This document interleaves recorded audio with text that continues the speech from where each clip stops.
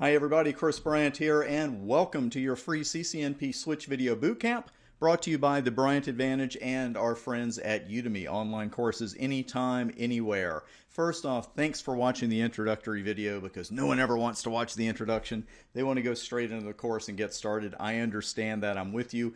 We're just going to take a minute or two here to take a look at what you're going to get in this course, and we're going to start though with what you don't get. Don't worry, you're going to like this.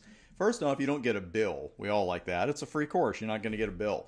Secondly, you're not going to get continual sales pitches, because the reason I mention this is that with any free course sign up or free email sign up, free sign up for anything, you can't help but to think, okay, what's the catch here? There is no catch here. I'm not going to insult your intelligence, though. I hope you'll check out my page, CCNP Switch and CCNP All-in-One courses here on Udemy after you watch this one.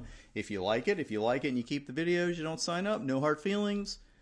Maybe a few hard feelings. But, in all seriousness, I am not going to continually bug you about signing up for something throughout this course. What you are going to get throughout this course, though, is an hour and a half, actually a little over that, of lab-packed, world-class CCNP Switch Video Bootcamp instruction. And every demo I do here for you is going to be on a live Cisco switch, and there are plenty of them. Because especially when it comes to the hot standby routing protocol, HSRP, the topics, it's one of these things that when you read about it, it takes a while to sink in, if it ever does, just by reading it. But once you see it in action, it's like, oh, okay, it's not really complicated. HSRP isn't complicated, but you need the right demos to learn it, and you're going to find those right here. We're going to have demos of the fundamentals. We're going to take a look at the default. We're going to run a live lab on the active router election, and if you don't know what that is, you will about 90 minutes from now. And load balancing, kind of. You'll see what I'm talking about. HSRP load balancing isn't quite pure load balancing. You need to know why for your exam and for the real world, and you will see why in this free course. Also, the one HSRP topic that really trips people up, especially if you've just read about it, it's called interface tracking. And once you see it in action again, not only will you see that it's pretty straightforward stuff, you're also going to see how handy it can be in real-world networking. Because my courses aren't just for the exams. There are things you can apply in the real world as well. That's just HSRP. Then from there, it's on to Cisco switch security. We're going to review some port security fundamentals, because that's important stuff. You learn it in your CCNA, but I don't know if you got your CCNA 3 days ago or 3 years ago, so we want to make sure that these fundamentals are in your mind. We're also going to set some max address limits, do some sticky addressing, and go over a mode that's really misunderstood, but you will not misunderstand it once you're done with this course, and that is the error disabled recovery mode.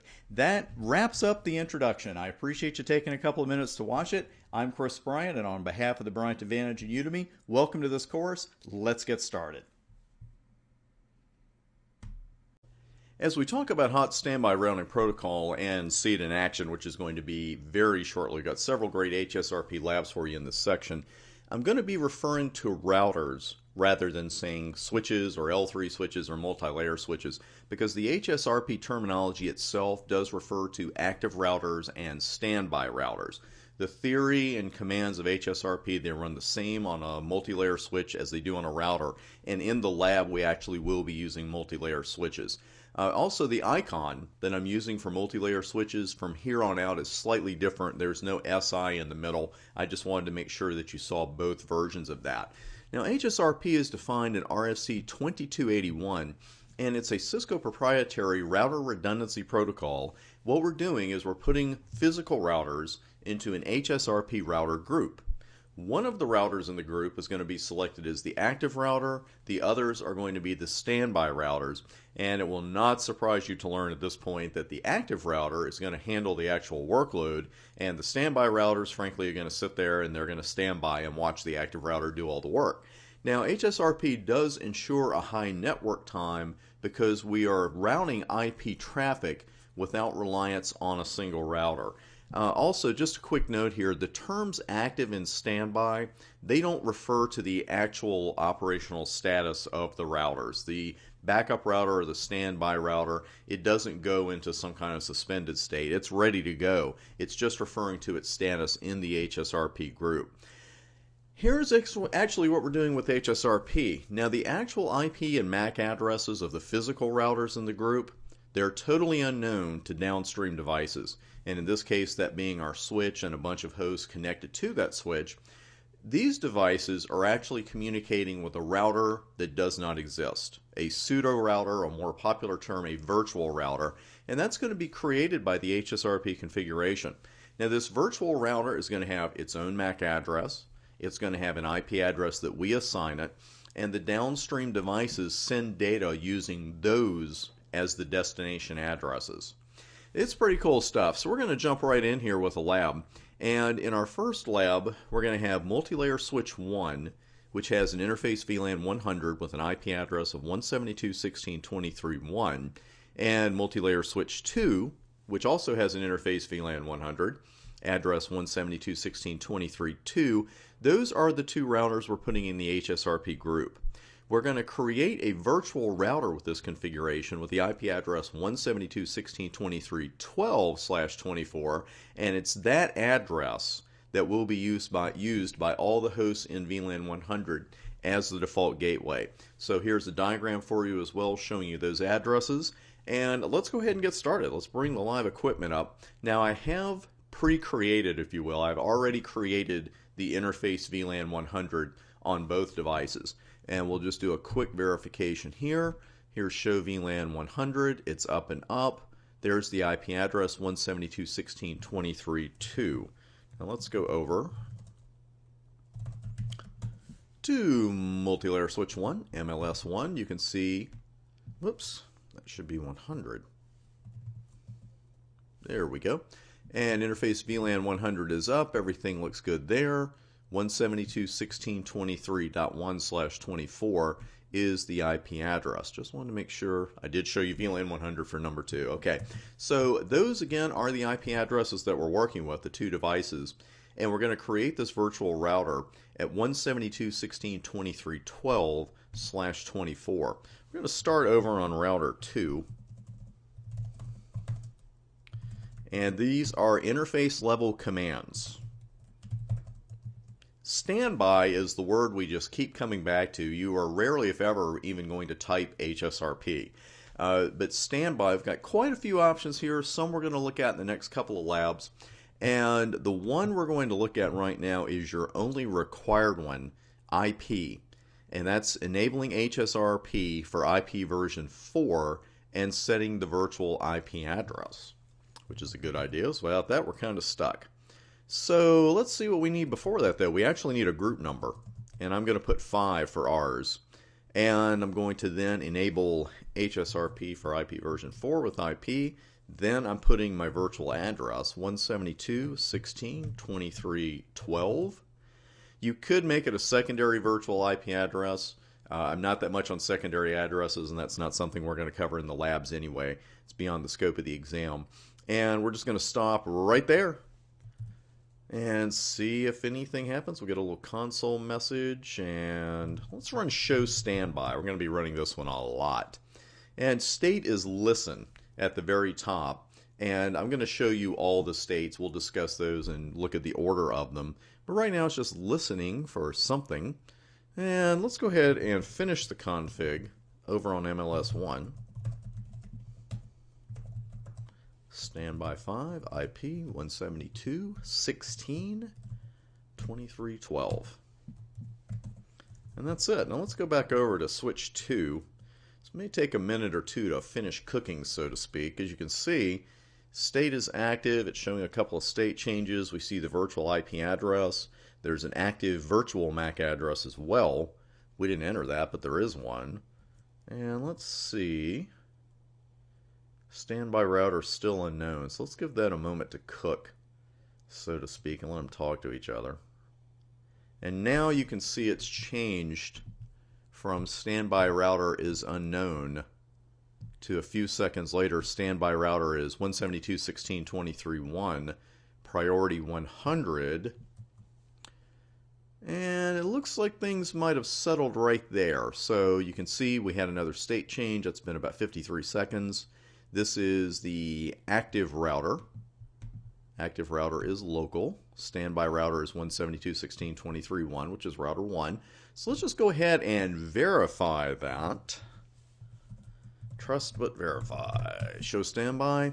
Group 5, you can see that one state change was about 44 seconds ago. The state is standby. There's the same virtual IP MAC address. We expect that. There's the same virtual MAC address. Something called preemption is disabled. You see the active router, 172.16.23.2. We see its priority, and there's the standby router is local and the priority of the local router. So far, so good. That's exactly what we expected to see. What we saw on switch 1 verified what we saw on switch 2.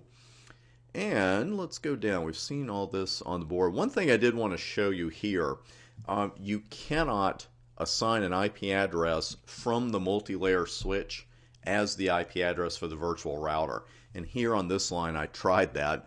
Standby 5 IP 172.16.23.1.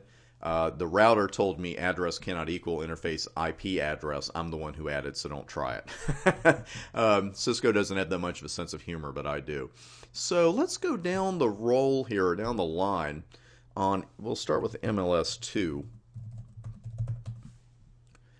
And let's go down this information one more time, because you're going to go to show standby. This is your number one verification command. It's your number one troubleshooting command. You're going to keep coming back to this, so we really need to know the information we can expect to find. First off, here's your VLAN number, and it's in group 5. State is active, and again, we'll come back to those states here shortly. We've had 2 state changes, and the last state change was 2.5 minutes ago. If you see these continually changing in what you think should be a stable configuration, then that's a tip-off that it's not a stable configuration. You've got something wrong. There's no reason for HSRP state changes to be a regular thing, like every couple of minutes. Definitely shouldn't happen. There's our virtual IP address for the router itself, the virtual router. Again, there's that MAC address. And you notice V1 default here. Version 2, I believe, is for IP version 6, and that is way beyond the scope of the NP switch exam as far as HSRP goes. So we've got our hello time here of 3 seconds and a hold time of 10 seconds. Those must be the defaults because we didn't send them. It even tells you when the next hello will be sent, down to the thousandth of a second. That's pretty exact. Preemption, again, is disabled. We'll talk about that shortly, I have a feeling. Active router is local. There's our standby router 23.1. Even tells you what the priority is. Tells you the priority of the local device. And then finally the group name, not something we get into a lot, but that is the default name, and you'll notice the group number is at the end of the default name. So a treasure trove of HSRP information in there. Tells you the states, the IP addresses of the standby, tells you whether you're the active or not. A lot of great stuff. If we go back over to switch 1, and let's get a fresh show standby there. We have the same fields, just of course the information is a little bit different. You can see the last state change was almost 4 minutes ago. State is standby. There's that virtual IP. Let's talk about that virtual MAC address, though. We know where the IP address came from. We're the ones that entered it. That's the one required command you have. Well, where did that MAC address come from? This is derived from the well-known MAC address that's reserved for HSRP. So most of that address was predetermined. Almost all of it, actually, 00000C 07 AC, all of that is predetermined. The 05 here, that's the only part that isn't predetermined. Now that is the group number, and I know you're saying, hey, no kidding, but it's the group number in hex. So you need to brush up on your hexadecimal before you take the switch exam, because that could creep in. And of course, if you saw AC0A here, the group number would actually be 10. If you didn't know that, you do need to brush up on your hex. Nothing wrong with that. Just a quick story here. It was a long time before I even started running courses like this. And it had been a very, very, very long time since I saw hex on any certification exam, anything. And the day I took the CCIE lab, there was some hex at the very beginning of it. And if you couldn't solve this, then you couldn't do the rest of the lab. so I had to wait until some brain cells came back there after a few minutes. There was a moment of panic, but you don't want that panic on your exam. So just take a few minutes to brush up on your hacks before you take the switch exam, and you will be fine. But that is exactly where the MAC address comes from. And here's our current network. MLS2 is the active switch. MLS1 is the standby switch. Our virtual router 172.16.23.12. That also concludes our first lab. What we're going to do next is talk about that election process and how to change the results if we're not real crazy about it. We'll do that in a lab at the beginning of the very next video. See you there. One quick addition to that last lab before we move on to the router election. One thing you should do after you've got your virtual router up and running and everything looks good on your multi-layer switches is to go to one of your hosts and make sure they can ping that new virtual router. So I just went out to host 3, which was already in VLAN 100, and pinged 172.16.23.12 from there. No problem at all, and the pings came right back. So let's talk about this election for a few minutes, and then we're going to jump in the lab really quick and look at changing the results of this election. The priority, that HSRP priority, it's the first value considered in the election. Now the priority is 100 by default. We saw that on both routers. And just a quick reminder of where to find that. Of course, you know it's in show standby. Everything's in show standby. But your local router is going to be right down here, your priority. Priority 100. Notice it says default 100. I think that word in front of the number there in the paren is going to change, so we want to watch that. But there's the priority. So everything looks fine there, except should there be a tie? Well, there always will be a tie if we leave the routers at their defaults. Theory holds that the router with the highest IP address wins the election. Now, multi-layer switch 2 won the election in our first lab and had the highest IP address on the SVI. So the theory holds true, and that could be any interface. But the problem there is that doesn't always work, and I'm speaking real world here. Always, always, always verify your active router. I know I say to verify everything, but you really want to verify this because I've seen routers with lower IP addresses win that election, and the priorities are the same and everything else is the same, so you just want to verify that. For your exam, we're going to hold to the theory that the highest IP address wins the election. So let's go ahead and make multi-layer switch 1 the active router, because we know in the real world, it's just like our root switch elections. We don't always want to leave that up to the MAC address. So maybe I've got one particular workhorse switch here and another one that's not so much. So I want to make the first switch the multi-layer switch. So let's just go into inner VLAN 100, interface VLAN 100, standby 5, and we just use the priority option. And your priority is 0 through 255. So I'm going to go double or nothing here and double the default priority. And to get a console message, but it's just the old configured from console by console message. We're pretty used to seeing that one. We don't see anything about a state change though. And this is good and bad on MLS1. The good part of it is that the priority change did take effect. There it is. Priority 200, configure 200. Whenever we see configured, we know that somebody hard-coded that particular priority. The bad news is that there wasn't a state change. We could see here first off state is standby. So router 1, multi-layer switch 1 didn't take over as the active. And the last state change was 9.5 minutes ago. So, not so much here. What happened? Well, the deal is with HSRP that either, in this case, multi-layer switch 2 has to disappear for 1 to take over in its absence. We don't really want to do that. We don't want to reload the switch. What we'll do much more commonly is use the preemption option. Okay, preemption is disabled by default in HSRP. And here's the preempt option. Overthrow lower priority active router. Sounds kind of violent. I don't overthrow. That's pretty violent. But that's the only option. That's the one we're going to use. When you enable preemption, then a router can take over as the active if it has a higher priority than the current active. Because right now, switch 1 has a priority of 200. Switch 2's got a priority of 100, but it's keeping its role as the active. Let's see what happens when we enable preemption.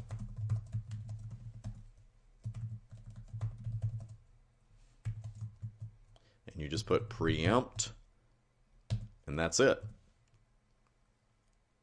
And in a very short period of time, and I'll move this over so you can see it, I know that timestamp is long, the state change, HSRP 5 state change, VLAN 100, Group 5 state standby to active. So it sounds like it did exactly what we wanted it to do, and it did, because now this is the active router. This is the active router, 2 state changes. It just changed 17 seconds ago. All the IP address and hello time and all that stuff stays the same, but preemption is enabled. Active router is local, and here's the standby router 23.2 with a priority of 100. Remember, the priority it mentions here is the priority of the local router.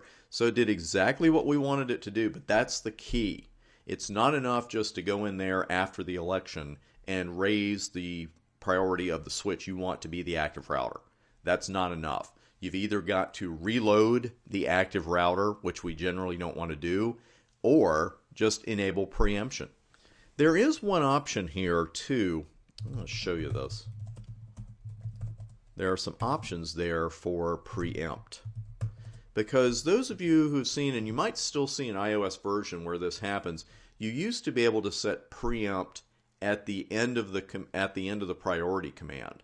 And I don't think you can do that anymore, period, but you might bump into an older iOS that does let you do that. I do want to show you these options, though. You can delay the preemption.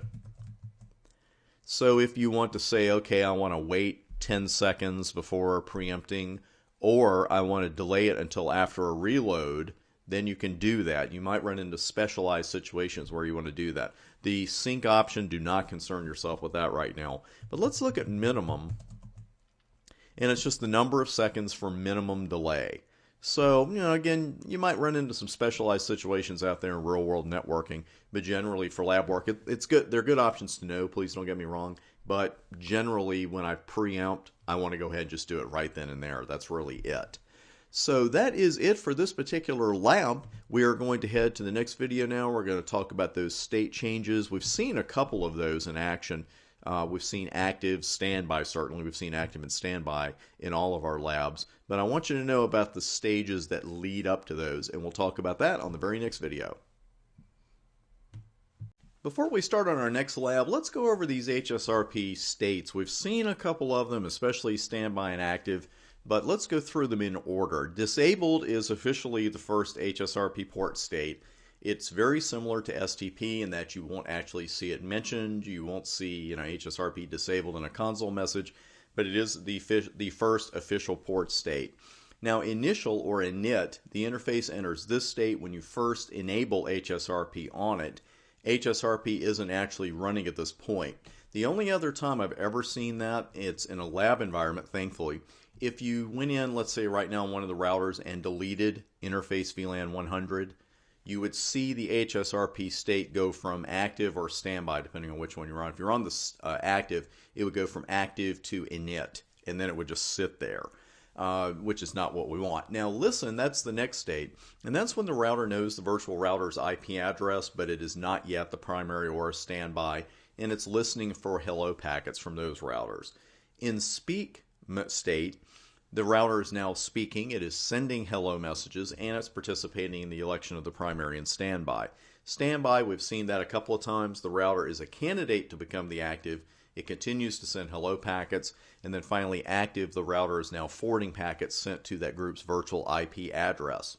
Speaking of forwarding packets sent to the group's virtual IP address, let's talk about load balancing here for a bit and see it in action as well.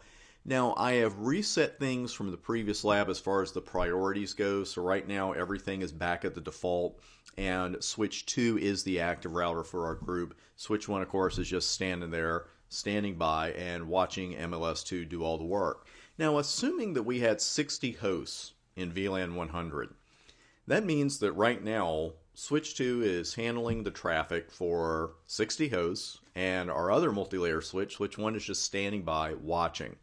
We would like to do a little bit of balancing here. Now, this balancing is going to be a little bit different because it does require a little bit of cooperation from the hosts. And we'll talk about that after we get the switches up and running, because I guess tricking may be a harsh way to put it, but we're kind of tricking HSRP a little bit here as far as I'm concerned, because what we're going to do is create another group. Right now, HSRP Group 5, it has Switch 2 as the active router, and that group is using 172.16.23.12 to represent its virtual router. What we're going to do now is create Group 10 with the same two routers. There's nothing illegal about that yet. We'll find out in a minute, I guess. Making sure that one is the active, Switch 1 is the active, and that group will use another address, 172.16.23.21, for its virtual router. So this is what we want to end up with, in essence. We want to split this load. It's not pure load balancing, of course, because we could have some hosts sending a lot more traffic. But the thing is, it's better than what we had. So in the end, we want Switch 2 to remain the active for Group 5, but be the standby for Group 10. We want the inverse, really, for Switch 1. We want Switch 1 to be the active for Group 10, but the standby for Group 5. Okay, so we're already halfway there because we know that Switch 2 is the active for Group 5. And let me move that up. And we can just verify right here, of course, before we start a lab. Show standby, VLAN 100, Group 5.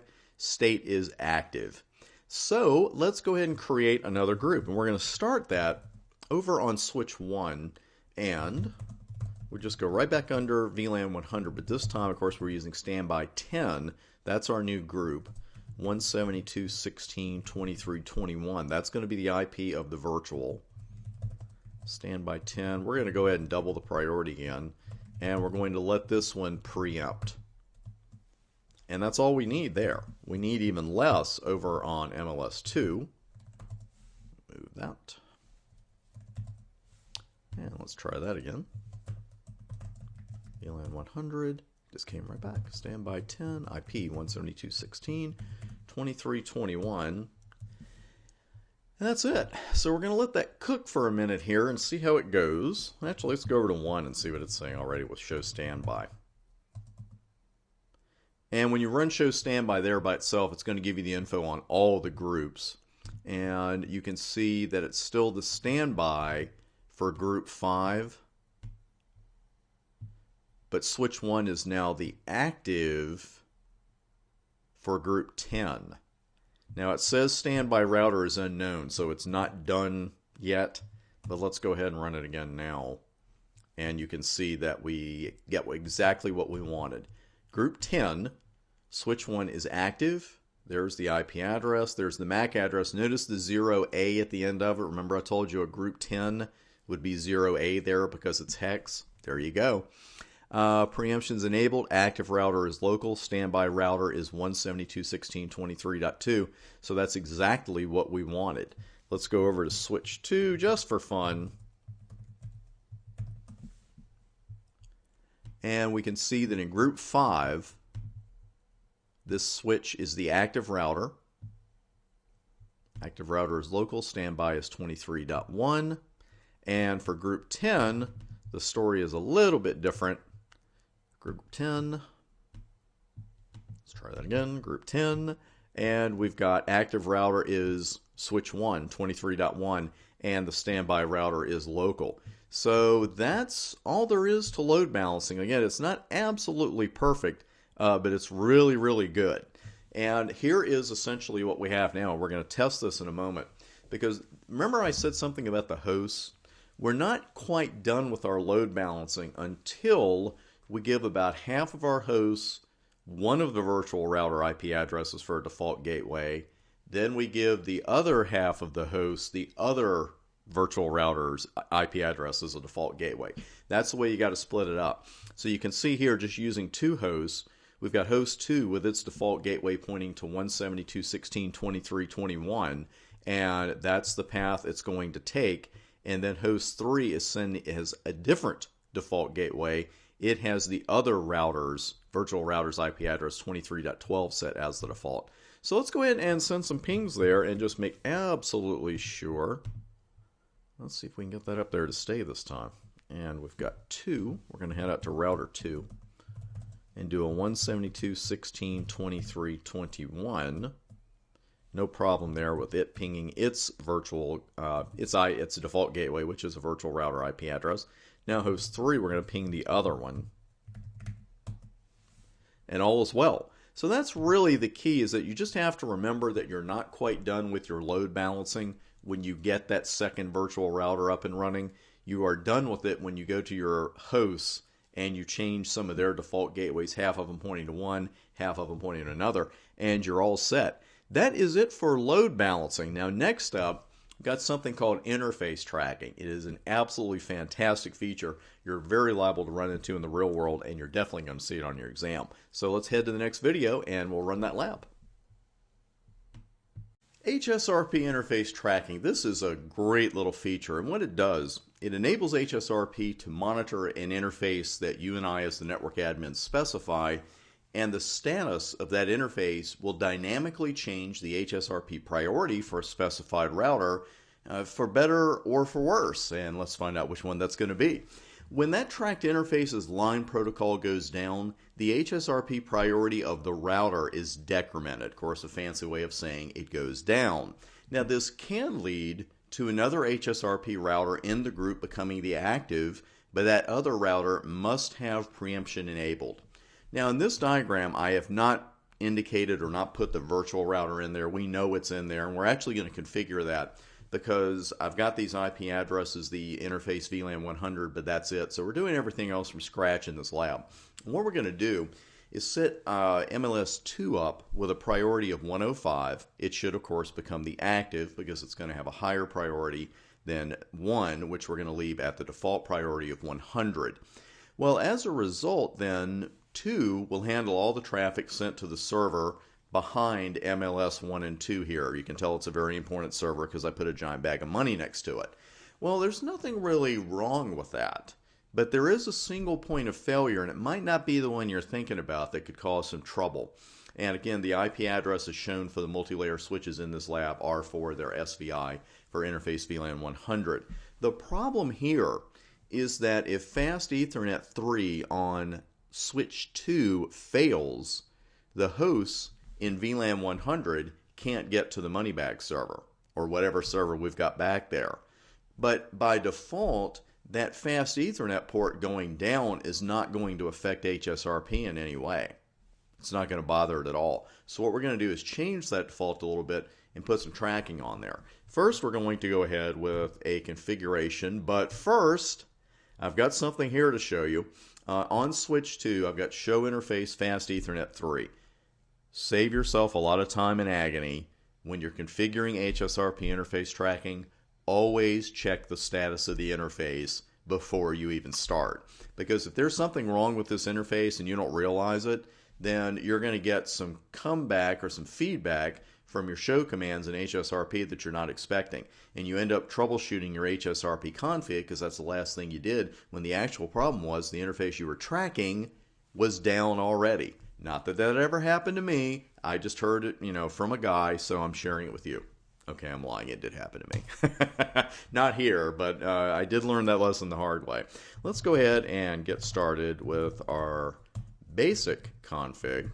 We'll go with standby group 1 this time. 12. I try to put 12 in there. 16, 23, 12. And we're going to set the priority to 105 there, and that's going to be it.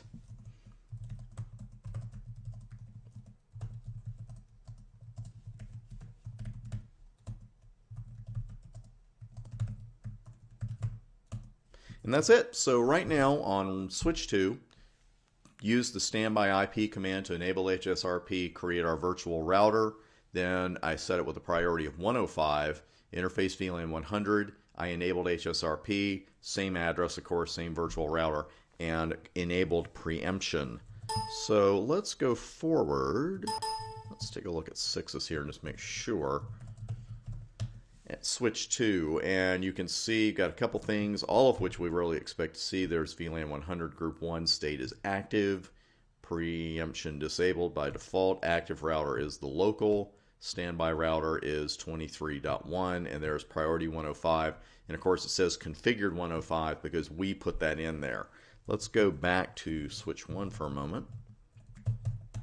Run the exact same command and we see what we expect to see, that the state is standby, preemption is enabled, active router is 23.2, there's that router's priority, our standby router is the one we're on, and our priority is 100, and it even says default 100, which of course your switch and then your T-shoot exams are not going to tell you, so that's another great value to have absolutely memorized. We got another one coming up as well. So let's go ahead and start with our interface tracking. And I'm going to hop over to switch 2 to get that done. Let me show you this command. Interface VLAN 100, standby 1, and what we're doing here is tracking. They call it priority tracking. That's fine with me. I don't care what you call it, as long as you know how to do it. So we're going to use track here, and then we got a huge list of interface types, plus a tracked object number. We're not getting into the numbers here in your CCNP studies. We're going to stick with the interfaces. So we're going to put fast Ethernet, maybe 0/3, and we have a decrement value of 1 through 255, but we can also just enter the command as it is. So what could be that decrement value? That default is 10. That's another really good value to have memorized. So everything being equal right now with what we've put in, switch 2 has a priority of 105, switch 1 a priority of 100. So if we decrement switch 2 by 10 and we have preemption enabled on the router we want to take over in case this interface goes down, then we should be set. So let's go ahead and go with that default. Then we're going to go to that interface and we're going to bring the line protocol down because we're going to shut the interface. And we get all kinds of messages right away. One that we haven't seen before, notice the top line, the top log message, I'd say the console message, tracking 5 state, 1 interface fast 03, line protocol up to down. Then all kinds of other things happen. Right after that tracking message, there's the one we hadn't seen before. Here's your HSRP state change message. We went from active to speak immediately. Then we get the usual messages we expect to see when we shut an interface down, change state to administratively down, line protocol change state to down, and this all happened in about a 3-second period. Then 12 seconds after we shut that interface down, the local interface has gone from speak to standby, the local switch I should say. So let's do show standby and we'll see the aftermath of what we did. You can see that priority 95 configured 105, so something made it go down, and certainly we know what it is. And here it is, right in show standby. Track interface fast Ethernet 0/3, state is now down, and it decremented by 10, and we see also the state is standby. Let's go over to switch 1.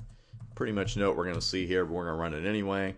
And you can see now it is the active router is local, standby router is 23.2, which is .2, and it even shows you now that switch 2's priority is 95. So that's pretty cool. Now, the obvious question is, what do we have to do as network admins when switch 2's interface comes back up? You know, is the cutover going to happen immediately? Do we have to do something else? What do we got to do? Well, there's only one way to find out, by golly, and let's do that. We're going to reopen that interface. And let's see what our console messages are this time around. Okay, we've got a tracking state message in there. So the interface went down physically right after we did that with a no shut. And then here's your tracking state. It's already detected the line protocol's gone up. It even gives you the direction. Can't beat that. Down to up. So then we get the usual interface change state to up. Then the line protocol went up. What aren't we seeing here? We aren't seeing a message about this router becoming the active. It didn't even change any states. It just noticed, hey, I'm tracking this interface and it's gone up. But nothing else happened. Is that a problem with the log messages, you think? Console messages? Let's take a look. Well, the active router is still 23.1 and we're still the standby router even though the priority went up correctly. So tracking seems to be working fine. And here it even says track interface fast Ethernet 0/3, state is up, decrement is 10. What is going on here? Why isn't switch 2 taking over as the active? The answer is right in front of you. Preemption disabled. If we want this router to take back over as the active when that interface that we're tracking comes back up, and we probably do, then we have to enable preemption here as well. Always watch preemption. There's a reason I'm hitting you over the head with it. And I'm not going to put anything else in, and you can see immediately we get a state change from standby to active, and now everything that we wanted to have happen, switch 2 going back to being the active, seems to have happened. Yep, there you go. So active router is local, standby is 23.1, priority 105, the tracking information is correct. There is the key right there, preemption enabled. That is the key. If we want that router to become the active one again once the interface is fixed, and again we probably do or we wouldn't have made it the active in the first place, then we've got to enable preemption. Before we move to the next lab, I know another question that's likely on your mind now. It's like, well, should I just always enable preemption? You know, when I'm doing HSRP, should I always enable preemption? Of course, there is no one-size-fits-all answer to that question. Some people think it's a little bit of a security hole. I'm not really on that side. But it just depends on what your deployment is. It's not something I would just automatically put every single time on every single router, because of course you could have multiple switches in there in your group and you say, well, here's one I really don't want to become the active. So it's not something I would just do blindly, but I would just analyze your network, take a look at it. You're a CCNP, you look at it and say, here's where we need it and here's where we don't. But I would not just blindly enable it every time. On your exam and in your lab, and on job interview questions and in the workplace, the first thing I look for when I'm not seeing the kickover that I expect to see with tracking is making sure preemption is enabled on the switches that need it.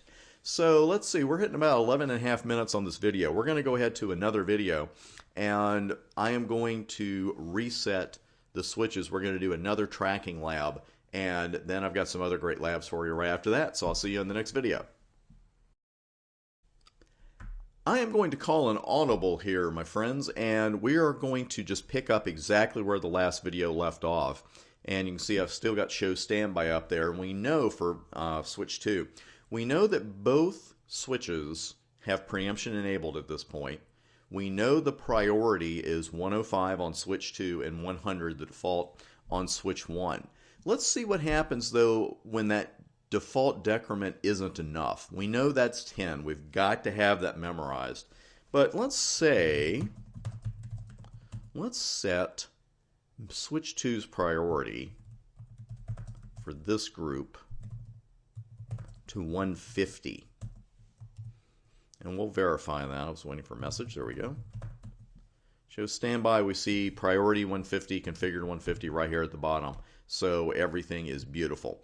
Now, I know that you know right now what is not going to happen if Fast Ethernet 3 gets closed again, but let's do it anyway just to see what the deal is, what exactly is going to happen.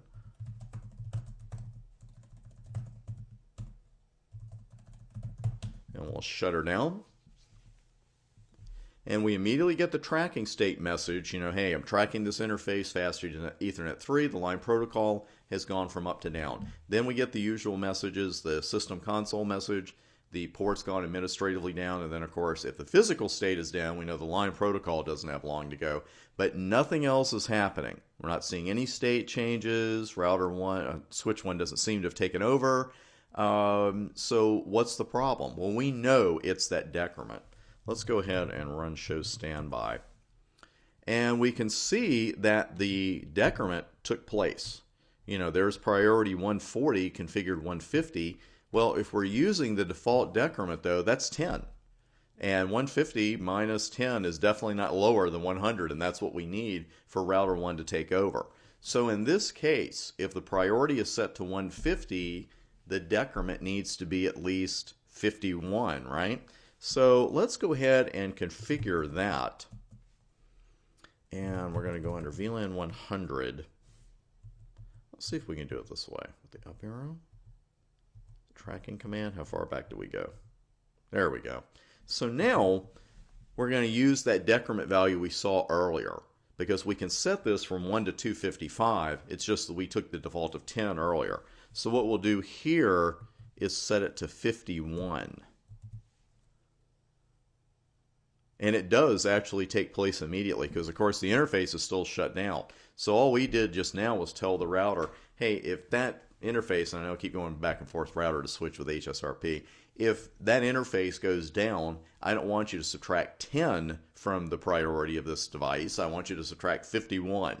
So that's the difference right now, and you can see it took effect immediately. And we'll run show standby. And we see right here at the bottom, here's priority 99, configured 150, track interface, fast Ethernet 3, the state is down, and the decrement is 51. Does this happen in the real world a lot? Not a ton. It's a good thing to know for your exams, job interviews, that kind of thing, practice exams. Most of the time, you're just going to leave your HSRP devices at the default, but you may run into situations where you need to change the decrement a little bit along with the priority. So let's go ahead and open that interface back up. And since we still have preemption on switch 2, I believe, there's interface changed to down. Yep. There's, again, the tracking state message. The line protocol on that interface has gone from down to up. State goes from standby to active. We run show standby anyway because we always trust, but we always verify. Well, we mostly trust. We mostly trust, but we do always verify. And you can see, again, active router is local. Standby router is the other switch. So we are in fantastic shape there. That is how you change the default decrement in interface tracking. It is an important skill to have. So definitely something you want to watch out for in your troubleshooting and on exam day. Speaking of important things to know how to do, the next section is a little bit of dis or dat, as my nephew calls it. It's a little bit of this and that with HSRP. There are little things you need to be able to change that aren't going to be huge labs by themselves. So I'm going to put them all in one video, and you'll see how to change, and we can change the MAC address if we wanted to, but a couple of other things that you might want to change in here that just take one command. So we will wrap up HSRP on the very next video. See you there. Time to do a little dis and dat with HSRP. A couple of things I want to show you, and the first one is changing the timers. Frankly, you can leave the HSRP timers alone, and I don't think the overhead is terrible. But if you really need to change these or need to change them on the exam, you certainly need to know how. What I've done since the last video is just I took all the old configs off, and the only thing I've put back on is the standby 5 IP command. That's it. So we're looking at all defaults here. And on switch 1, we're looking at a hello time of 3 seconds and a hold time of 10 seconds. And we can change that. Let's see how. I bet you can guess where we start by this point, certainly. And we go standby 5, and we're going to use the timers option for hello and hold timers. Now, we can set the hello interval in seconds from 1 to 254. You can specify the hello interval in milliseconds. That's pretty retentive, and you're talking to a retentive guy. That's pretty deep. You really don't need to go that far with it to do it in milliseconds. What I would do here, let's say we want to double that, and then you've got to enter a hold time, even if you're going to keep the 10-second hold time. Notice that we do not have a CR here, so you've got to put it there. We'll go with 15 seconds here, just pulling a rabbit out of my hat. So standby 5, timer 6:15 means we've reset our timers to 6 seconds for the hello time and 15 seconds for the hold time. Now, you'll note the only message we received from the console was configured from console by console. We didn't get any HSRP related messages. And you might have thought we'd get one because I haven't changed the timers on switch 2. They're at the default. Timers don't have to match between routers in an HSRP group. I strongly recommend, and Cisco also recommends, that you do keep them the same on all your routers. So the thing is, you don't want to get it out of whack to where you've got a hold time somewhere of 10 seconds, the default, and on another router you set your hello timers to 12 seconds. Then you're going to end up with some issues. So I would just keep my timers consistent. Changing them, not a big deal. Now you know how. Let's take a look at authentication. A couple of options here I want to show you. And the first one, Well, let's go ahead and bring up that standby 5. And we've got authentication right here at the top. And I'm not even going to show you plain text authentication, because if you're using plain text authentication, shame on you. You really should be using MD5, and I realize that Cisco router MD5, by their own admission, is not the hardest thing in the world to crack, but it beats the over-the-shoulder network attack where somebody just looks over your shoulder, sees what your password is, and comes back later. So we're going to use the MD5 option here, not MD6, and we've got key chain and key string. And when you're looking at these two right next to each other and maybe you haven't used them, it's like, well, what's the difference? Well, we're going to use a key string first. And a key string is just a fancy way of saying I'm going to enter a password. Maybe. There we go. And we're just going to put the password in here. We're not going to paste anything. We're not going to use that 0 or 7. And what we're going to do is just put CCNP right there with no null space. Watch that. And that's it. So now you'll notice we're getting a bad authentication from 172.16.23.2. That, of course, is because we haven't gone over there and set authentication up yet. So that can happen. What I did want to show you while we're over here was something in the config. Now I set this to MD5 authentication, but is that password of CCNP going to show up in the config itself? Could have done a filter all the way to the bottom, but that's okay. Yeah, it's right there under Interface VLAN 100. It's just sitting there. Now, what can I do to encrypt that? That's your first clue. There's a service I could use here. I love it when I remember to put the hyphen in. Service password encryption. That's an old CCNA friend of ours. And I'm going to use that right there. And you can see now I've got a key string with a lot of numbers that someone cannot look over my shoulder and say, oh, okay, the password is 03277822536. Doesn't work that way. Now let's go over to router 2 and set up authentication here. And it's just standby, then the group number, then authentication. And we're going to use MD5, of course, and a key string. And then CCNP, and then we will wait, and hopefully everything will be beautiful. See, state is active. Last state change was 9:13 ago, so let's keep that rolling. You see right here in the middle, authentication MD5, and it says you're running a key string, but it doesn't say which one. And this can take a little bit of time. Active router is local, so we've gone back to where we were, where active router is local, standby is .1. And we'll just go over to that one and make absolutely sure. And there you go. So that's authentication right there. Now that's with a key string. A key chain, I'm going to show you how to configure one of these in case you haven't seen one before. And it's a little tricky at first. So you go key chain. Might be trickier than I thought. There we go. Keychain without the hyphen in the middle. So I love this. You know, it's keychain name here with the hyphen. When you get to the command, it's gone. So I do that quite often. Keychain, then it's what you're calling your chain. Your chain can really be thought of, you know, the way I've always remembered it, like a key ring.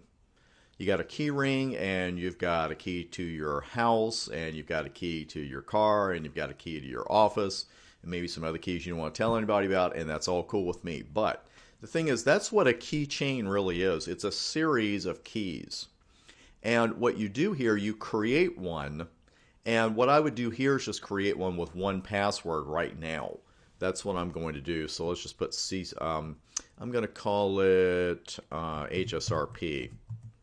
Just so I can look at it later and say, oh, okay, that's what it was. Then you have to give it a key. Your first key is given a key number. So I'm just going to say, okay, key 1 is CCNP.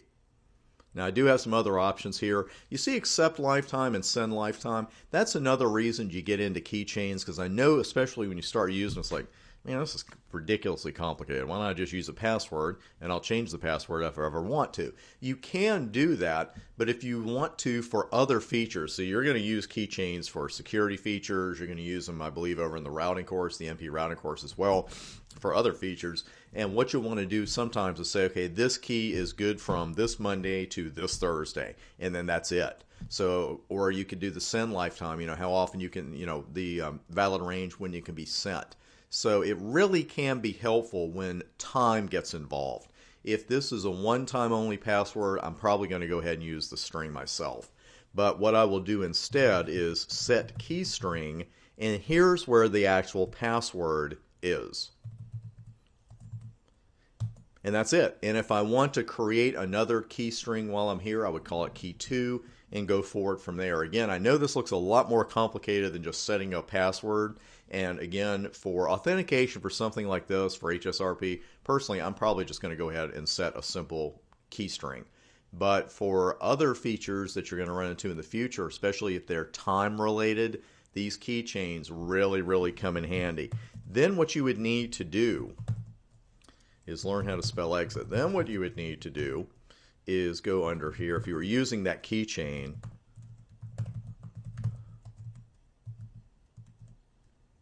MD5 keychain, and then you give it the word name of the keychain, not the key string that you put in. So here I wouldn't put CCNP. What I would put here would be HSRP, the name of the keychain I just created. Again, first time you use keychains, you'll trip over it a little bit. That's no big deal. It's just part of the learning process, but it will come to you. And again, just going to mention it one more time. For time-related passwords, this is the way to go with keychains. That wraps up our time with HSRP, and you are, as you move to the next video, about to have the biggest case of deja vu in the history of network certification training. Because the next protocol we look at, VRRP, is going to look so much and feel so much like HSRP that you're going to wonder why we're even looking at it. But there are important reasons. First off, there are some important differences. Secondly, it is going to be on the test. And third, VRRP is our industry standard protocol, where HSRP is Cisco proprietary. So go ahead and take a quick break. I'll see you in the next video, and we'll start with the Virtual Router Redundancy Protocol, VRRP. We're going to start our look at Cisco switch security with port security, and it's a feature that you learned about in your CCNA studies. We're going to make sure that it's easy points for you on exam day as well, with several different labs where we're looking at almost really every option of port security, because there aren't that many options. And on top of that, the overall operation of port security is very simple. It's what we have right on the board. You got frames coming in on a port, and the switch asks itself, is this frame from a trusted source? That's it. That's port security. Now, of course, we have a few options we got to know about, but this is what's going on. And, of course, the decision there is, well, how do we decide if it's from a trusted source or not? Well, what we're going to have is a table of secure MAC addresses. And it could just have one secure MAC address in it. It's on a per port level. So one port will have, some secure MAC addresses, another port may have others. And if frames with non-secure source MAC addresses come in on that port, the port takes action ranging from shutting down entirely to just letting you and I know about it. We're going to see all of this in action. We're going to see the tables I was talking about. We're going to set some static MAC addresses, see some dynamic ones, the whole bit. Now, before we do any of that, we have to enable port security, and we're going to do that at the port level with the switch port security command. And we're just going to fool around here with a couple of commands before we actually get into some labs.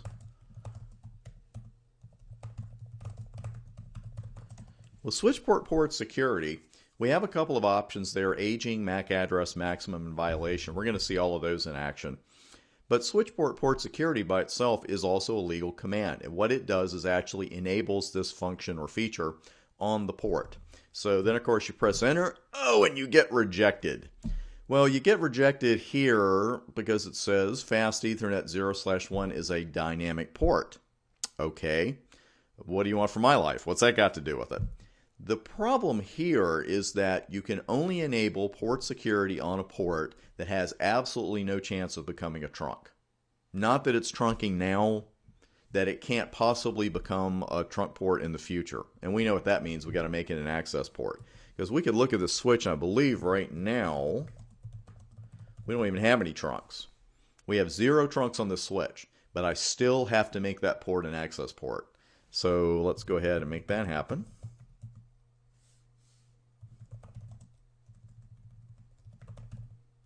Let's try that again. Switch port, and boy, yeah, that's skipping right there. There we go. Sorry about that.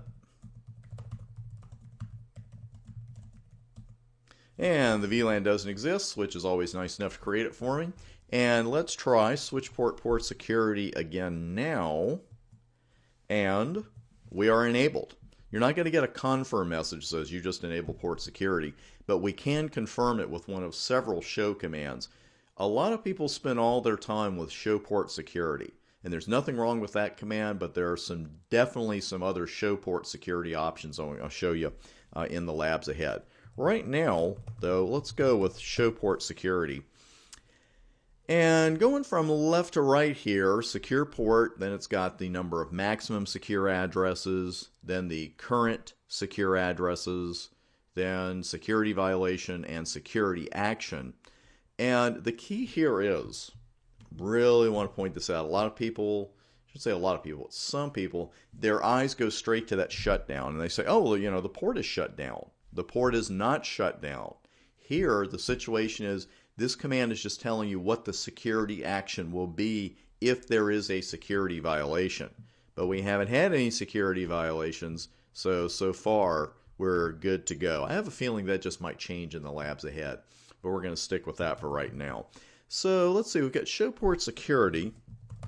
I'll go ahead and show you a couple of others here, a little advanced work. Here's show port security address. And we can see that it shows you what VLAN it is, the MAC address, the type, the ports, and remaining age in minutes. And we have a dash there, which means probably it's been disabled. Also note that the bottom of both of the outputs, show port security address and show port security, total addresses in system excluding 1 MAC per port, and then max addresses limit in system excluding 1 MAC per port, 6,144. That's a lot of secure addresses. So we're going to come back and see these tables in action as we proceed through some labs. Just want to give you a little feel for the show commands right now. And we have one more I want to show you. It's show port security interface, followed then of course by the interface type. And going from top to bottom, you can see port security is enabled, port status secure and up, which is a great combination. Violation mode is shut down. That is the default. You likely remember that from your NA studies. Aging time of 0 minutes, absolute. Aging type, absolute. We'll go over those when we change the aging types. Maximum MAC addresses of 1, total MAC addresses of 1. Configured MAC addresses then is 0. Sticky MAC addresses, we've got a lot of address types here, 0. What I like about this command, it shows you the last source MAC address that came in and the VLAN number of it. That's pretty cool. And it also shows you the security violation count. Again, just want to show you those now, and we'll see them in action during our labs as well. Let's go ahead, go back to the port. Switch port security, and look at our options here. And we're actually going to start with maximum, max secure addresses. And you can see the range is 1 through 6,144. And if you're laughing, it's okay. The first time I saw that many max addresses on one port, I kind of laughed too. And the default is 1. Obviously, you can't set it to 0, because if you did, you'd be disabling it. And the key here again, the default is 1. I would not recommend putting 6,144 maximum addresses on a port, but that's the only reason. That's the reason we have the maximum command. Simply, what is the maximum number of secure MAC addresses we can have on this particular port. Now with MAC age, let's look at violation right now. Violation, this is the action that's going to be taken if there is a security violation. The default is shut down. I believe we saw that in show port security interface. I saw it right here next to violation mode. Zing, there it is. That's shut down. Our other two choices are protect and restrict.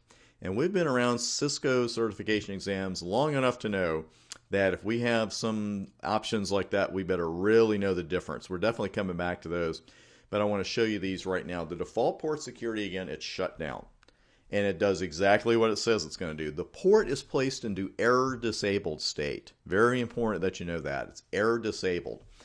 Manual intervention is needed by default to reopen that port. So what happens there is you and I, as the network admins, have to fix the problem first and then do a shut no shut on the port. And with shutdown mode, an SNMP trap message is also generated. Now I know you may think it sounds silly when I say we have to fix the problem first and then do a shut no shut on the port. Well, if you do the shut no shut first, it's going to be fine until the error happens again, which will probably just take a few seconds. Protect mode, it just drops the offending frames and no other action is taken. Our middle ground security mode is restrict, and the non-secure frames are dropped. There's an SNMP trap notification and a syslog message generated, but the port remains open. So if you want that port to remain open, but you want these other notifications, you need to go with restrict, but definitely I would know what all three of those modes do. So let's see, we've taken a look at violation and maximum. Let's take a look at MAC address here.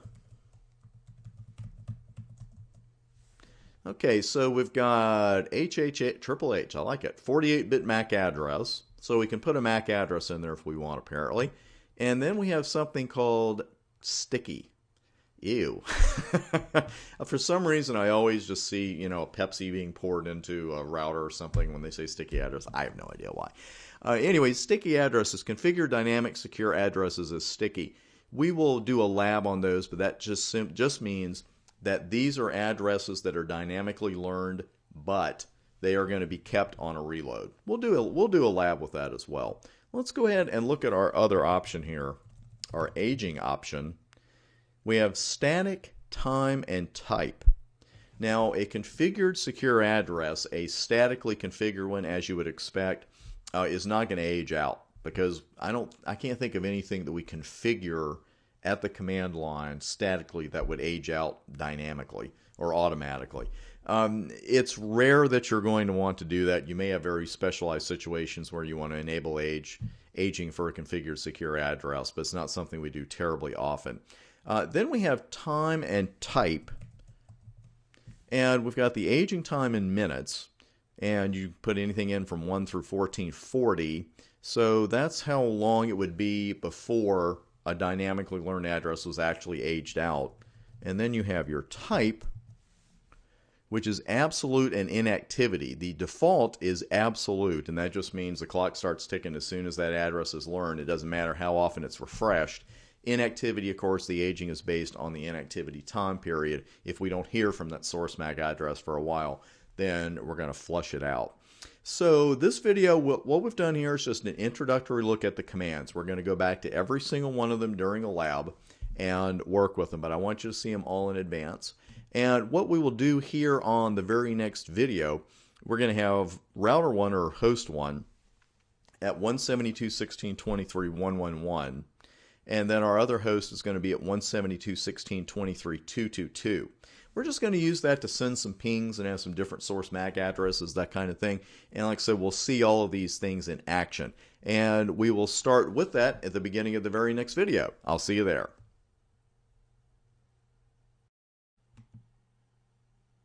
I did want to clarify on the diagram that Fast Ethernet 0/1 is the interface leading to host 1 and Fast Ethernet 0/2 is the one leading to host 2. We're going to see port security in action, and I'm going to use a secure MAC address different than the one you see on the board. Because what we're going to do here is on that port leading to host 1, we're going to enable port security, and we're going to put a secure MAC address on there that cannot possibly match traffic that's actually going to come in from host 1. So what I like to do, especially in lab environments, not a bad idea for production either, is before, let me check that port. Before I start working with port security, I like to shut the port down. And I've already done that on 0/1. It's administratively down, because I don't want any traffic from something that I don't know is running or forgot was running to trickle in and trigger port security when I'm in the middle of it. Because right now, if I look at that table, our address table, you can see that it's empty. So right now I've got port 1 shut, so it can't possibly learn anything. And let's go ahead to fast 01, and we'll do a switch port security. That's to enable it. Then we can use our up arrow. And let's look at our options again. We've got aging, MAC address, maximum, and violation. Right now we're going to work with MAC address. And we've got Triple H, and we've got sticky addresses. So right now we're going to work with the regular MAC address type. We've got a lab with sticky addresses coming up later. And I'm going to define the all A's MAC address as a secure address. So far so good, and really that's all there is to it outside, of course, testing it. But let's look around at show port security commands before we do that. And you can see here's our secure port 0/1, one maximum secure address. The current count is 1 because it's counting the static one we put in. There haven't been any security violations yet, and a security action is at our default of shutdown. So let's look at address. And there's the VLAN 100, which by the way I've put both hosts into during the break. And there's the secure MAC address we've configured. And notice it even says type secure configured. That means that we statically entered it. Here are the ports that we're considering that address to be secure on, and our aging is disabled right now, so that's why we have a dash there. It's disabled by default. So let's run show port security. Let's use our up arrow there. And we're going to take it to the interface level. Very important difference I want to show you here. We see that port security is enabled, which is a good thing because we just enabled it. Port status secure down. I want you to take note of what this says when the port is administratively down, which it is right now, as opposed to what it's going to say if and when port security shuts it down. Everything else pretty much exactly what we'd expect. And here's the last source address it saw. That was during, and that's actually the source MAC address of the interface on host 1. So it's holding that because I did something with that during the break and some frames came in on it. But we have a security violation count of 0. So let's see what happens though when we do a no shut on that. And I'll save that. I'll go on over to 1 and send some pings now that the interface is up. And it may have already gotten some traffic, but we'll see how that goes. And let's see what we get here on switch 1. We send some pings from host 1. And we're getting something. And we're getting some more. And you know what? None of that looks good. Not one little bit of it. But it is what we expected to see. Because when those frames came in with a non-secure MAC address, first, the P-secure violation error detected on fast Ethernet 0/1, and the switch put fast 0/1 in error disabled state. Right with that, I don't even want to say after that because you see the timestamp. It happened at the same time. Here's your port security P-secure violation message. Security violation occurred, and it was caused, I know most of that one word is off, but it was caused by MAC address, and there's the address that caused it on the port. So we're even finding out what the non-secure MAC address is just from the console messages. Then we see the usual suspects as far as the line protocol and the interface going physically down. So let's start doing our show commands, because let's just say you walked in on the middle of this, or the exam or job interview or anything just plops you right in the middle of it, didn't show you these console messages like, okay, tell me what's going on. Well, first off, we could just look at the interface. We don't have to use a port security command to get some important information here. Now, we get a ton of info, but what we're really interested in is at the top here, the interface is physically down, logically down, and it's error disabled. That is the big important part right there. So now let's revisit our show port security commands. We'll start with show port security. And now the important difference from what we saw earlier, of course, security violation count is 1.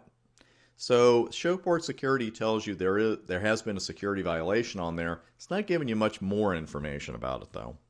So let's do show port security address. And this really looks the same as it did before because this is just showing you your secure MAC address table. It's not going to show you violations, anything like that.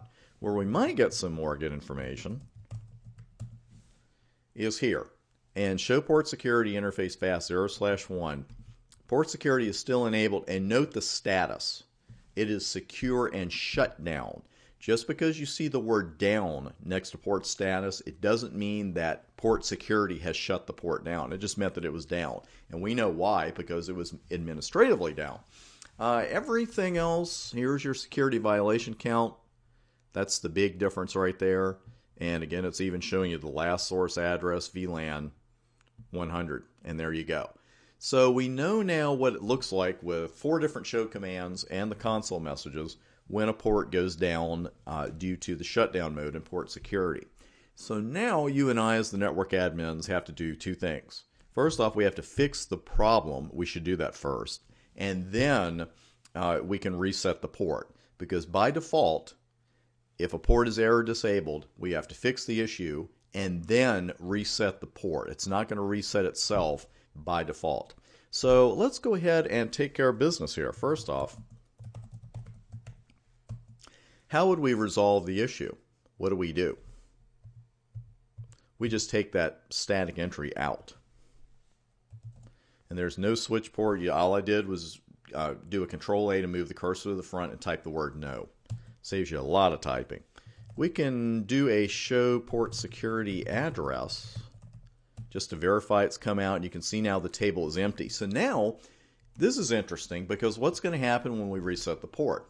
The port is going to have a maximum of 1 secure MAC address, but we have it statically configured in it.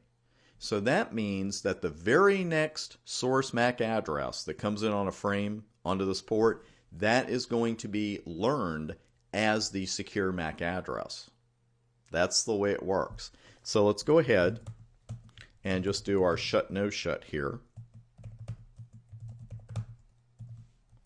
And we'll wait until everything comes administratively up as opposed to administratively down.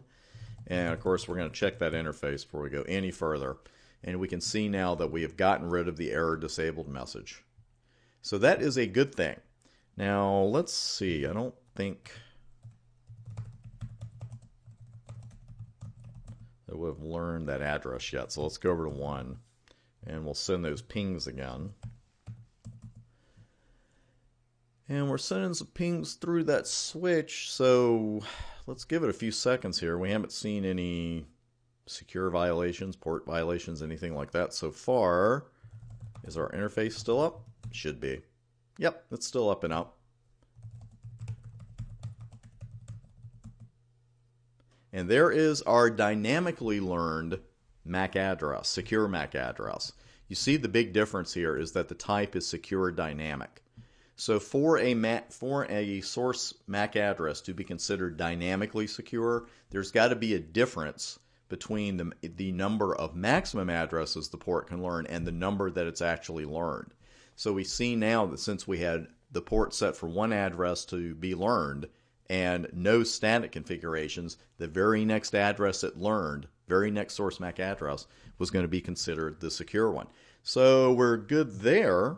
Let's go ahead and just run show port security. And we can see that it has indeed learned 1 address. We just verified that by looking at the table. And more importantly, much more importantly, the security violation count is empty. So finally, you think I'd remember that after all these years. Interface fast 0/1. And we can see the combination we really like to see, that port security has indeed been enabled. We knew that part, but finally the port status is secure and up, and that is what we want. You can also see the security violation count is now at 0. The last source address, VLAN, is the same as it's been. So that is port security in action. That's our shutdown mode. And in the very next video, I think we're going to go over to switch to host 2 and work with that port a little bit, and you'll see some other real world scenarios in action. I'll see you on the very next vid. Just taking a look here at our secure MAC address table, and we're going to make this grow a little bit. We're going to work with fast Ethernet 0/2, the port leading to host 2, And we're going to configure some secure MAC addresses that we know aren't going to work, and we'll play with the maximum a little bit and see what happens. It's going to illustrate a point that I was describing in the last video as well. So let's go ahead and go to interface 0/2. First thing I'm going to do is shut it down because I don't want it learning anything while I'm in the middle of this config. So let's go ahead and enable port security to begin with. And now let's change the maximum here a little bit, see what that looks like.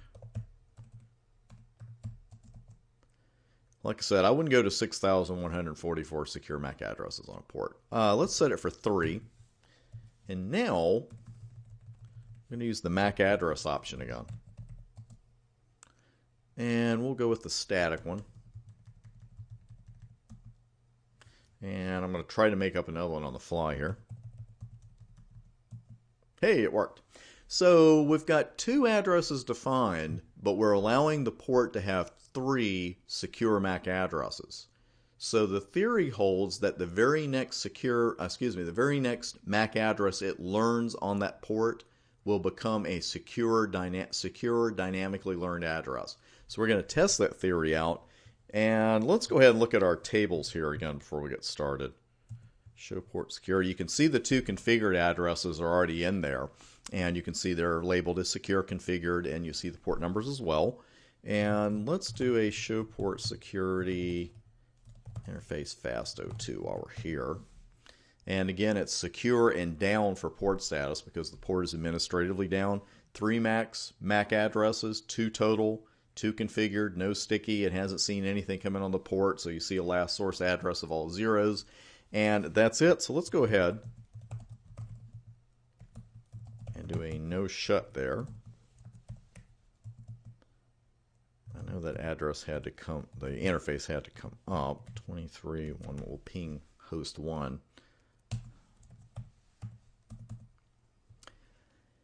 And I sent the pings and then came back on over to the switch because I didn't need to hang around to see them go through. And we don't see any port security messages, so that's always a good thing. So let's go ahead and look at our address table. And you see now 2 secure dynamic addresses. And one of them, the new one, is for Fast Ethernet 0/2. These are all secure MAC addresses for 0/2. We sent a max of 3, 2 configured, 2 static ones. Of course, that let it learn the next MAC address it learned as a dynamic one as well. So we've got 1 secure dynamic and 2 secure configured, all for Fast Ethernet 0/2. Nothing to it. And let's go ahead and run. I should be able to up arrow to that one. There we go. And that's it. And we see now that great combination, port security enabled, port status secure is up. Maximum MAC address is 3. Now the total overall is 3. 2 of them were configured. 1 of them is dynamic. That's the one column they don't have here. They do have a column for sticky addresses, which we will be working with soon.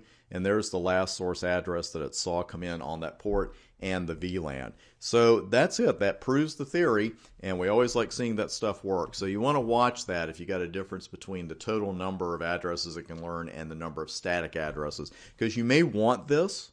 You know, this may be fine for your purposes, but then again, it may not be. So just be aware that that's what can happen. That's the end of this lab, and we'll work with another port security feature on the very next video.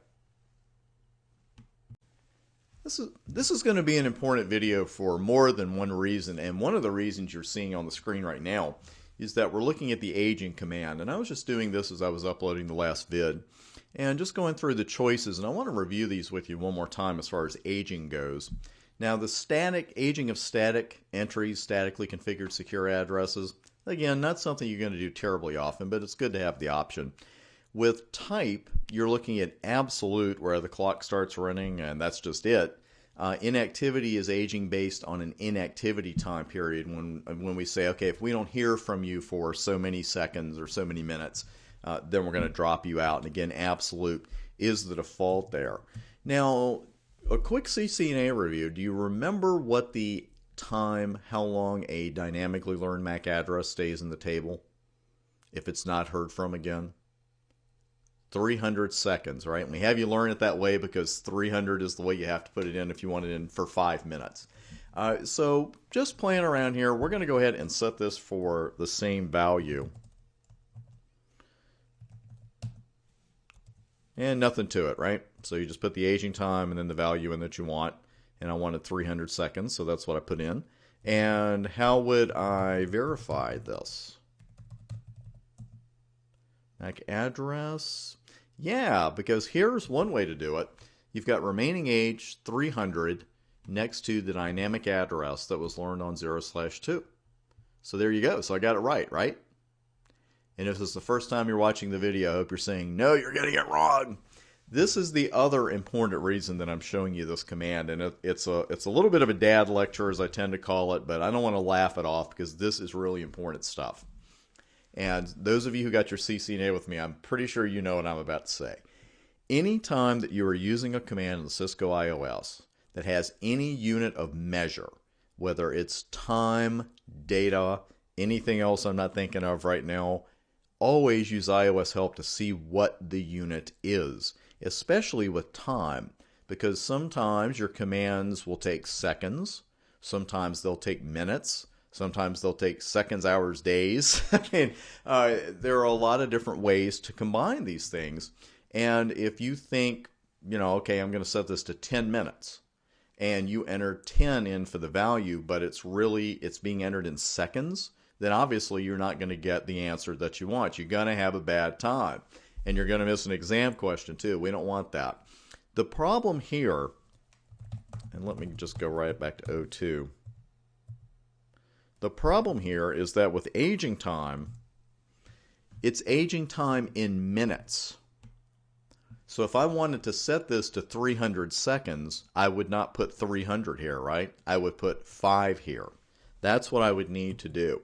And the reason I bring that up is because the command to change that for the MAC address table is MAC address table aging time. I've got an extra dash in there. MAC address aging time, and you set this in seconds.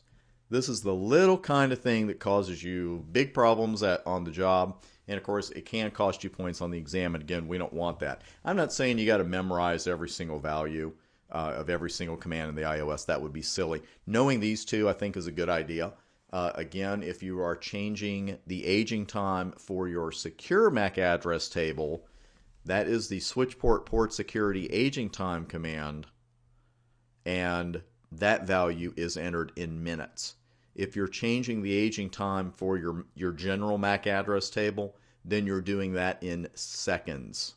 And that's a really good habit to get into, period, on the job and on the exam when the simulator engine lets you do it. Again, always check your iOS values like that because, like I said, some are in seconds. There's no way to memorize all of them, and you don't want to do it anyway. So that is it for this particular video. So a good reminder there about your iOS check, and also about changing the aging time on your secure MAC address table as well as your general MAC address table. We are going to take a look at those dreaded, nasty, sticky addresses in the very next video, and we'll see them in action. I'll see you there. I wanted to show you a couple things about our address table at this point, our secure MAC address table, that is. And first off, the rather restrictive aging that we enabled at the end of the last video has taken effect because the dynamic entry that was on 0/2 has now totally aged out. The one we have on 01 is still there because aging, as with just about everything else we do with port security, it's on a per port basis.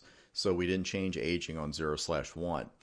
Now, the only issue with a dynamically learned secure address is that on a reload, we're going to lose it. That entry will be flushed out. That'll actually happen if the port just gets reset. If I do a shut, no shut right now, I believe we will lose that address. Let's go ahead and give it a try.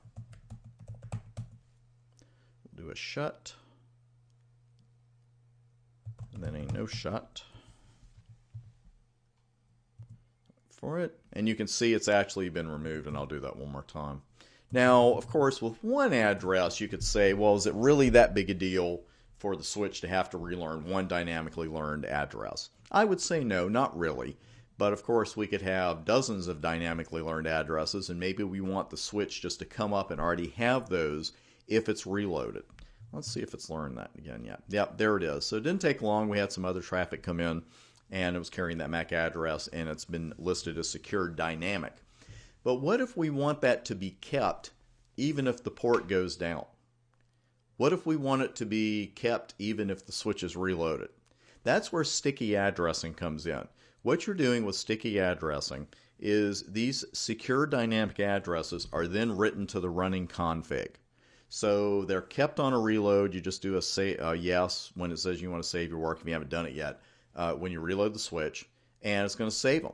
And when the switch comes back up, the addresses are already there. They don't have to be learned again. That's not a bad deal. So let's go ahead and enable that on that particular interface. And it's switch port security. What now? There's no sticky option. Where is it? It's in MAC address, and then sticky is at the end of that. And there are no options. We're always happy to have no options there. So now let's run show port security address and notice the change under type of that same address. We've seen it as secure dynamic for the last couple of videos because frankly that's what it was. But now it's listed as secure sticky. So let's go ahead and shut that port down. And usually that'll get rid of your dynamic addresses in a heartbeat. And it would here too, but this is no longer a dynamically learned address. It is a sticky address, and therefore it's going to be kept in that particular scenario. So I will go ahead and do a no shut.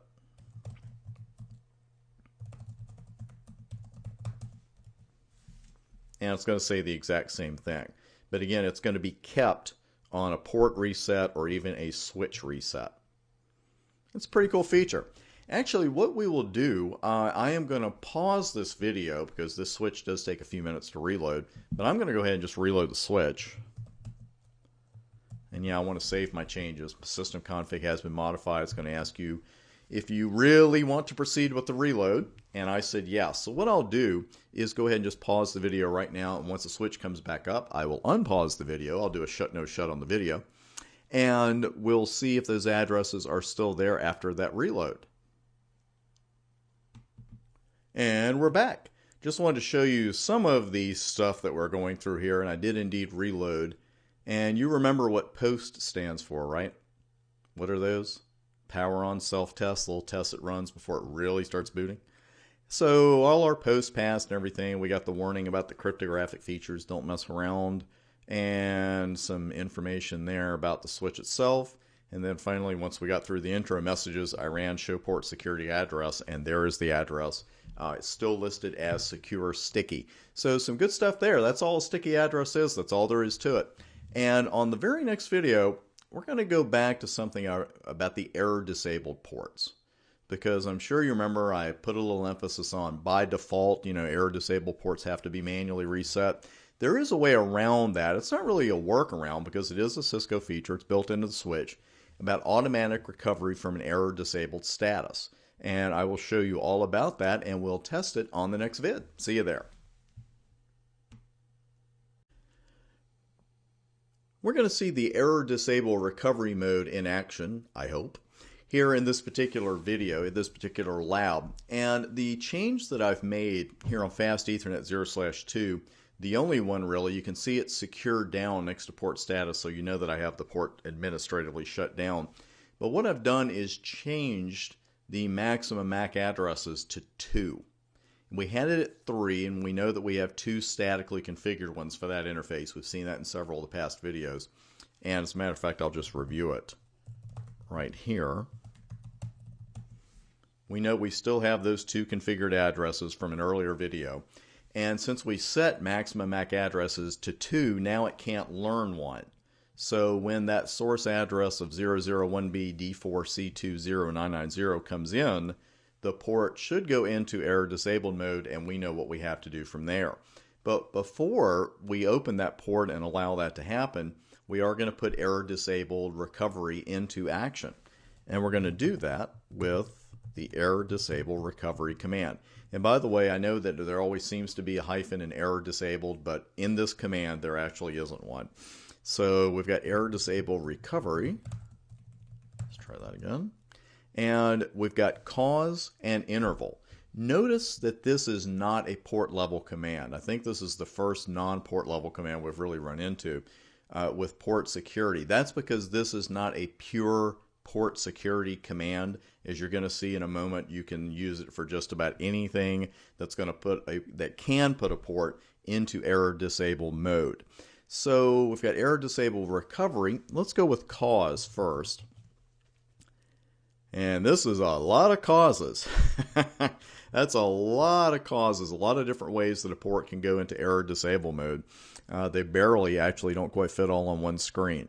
So you do have the all option at the top where it enables the timer to recover from all error causes. That's a little heavy for us right now. We're going to stick with the port security. Pardon me, goodness, the port security violation. And that is right here with P-Secure violation. So that's what we're going to go with here.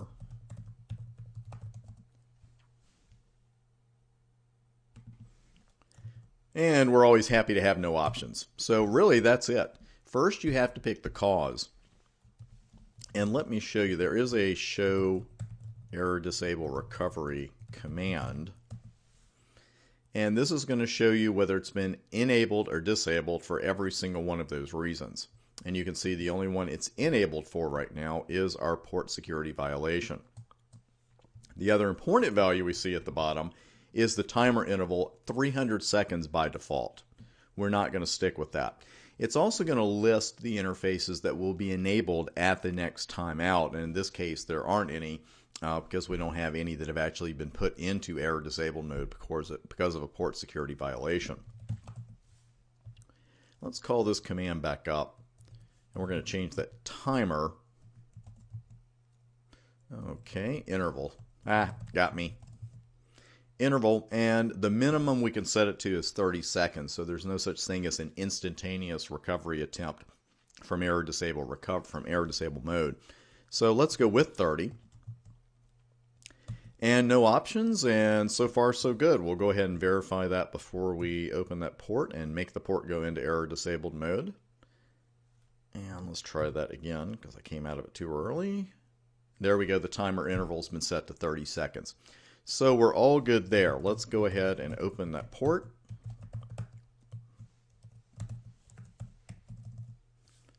And I will stand by to send some pings when I see the interface come up.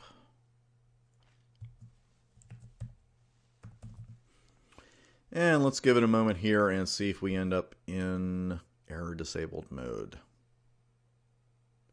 And there we go. So we're seeing what we expect to see. We're seeing that because of a port security violation was detected and it's been put into error disabled mode. I'll go ahead and run the interface command. Actually, let's run show error discovery. And now you can see at the bottom that port is listed interfaces that will be enabled at the next time out, and time left is 11 seconds. Grab a swallow there, and now we're getting a message that we haven't seen before, and we'll see if this is successful. It looks good so far. And you can see it's an error recovery message attempting to recover from P-Secure violation error disable state on fast Ethernet 0/2. Then the interface comes up, and then the line protocol comes up. And now we're getting another port security message. And this is why I was hammering early. You know, we always have to fix the problem before we try to bring the port out of error disabled mode. And that's the problem right now, of course, is going to keep going into it as long as it keeps getting some kind of data from host 2. So it is not perfect. It's not going to fix the problem for us. But what we need to do here is just go ahead and make the maximum of 3 addresses, something like that. And then when it comes out of error disabled state, it will stay there. But I did want to show you that particular feature. So let's go ahead and try to get that fixed. We're going to do an interface fast 02 first and do a shut. So we don't have to keep running into that. And then we're going to do port security. Nice try. Max 3. And let's see if that works. let's see what happens here. Let's just sit back for the ride. I'll take a sip while you take one. So everything's come up so far. Let's check our address table. Actually, our error recovery table. Looks like everything's good.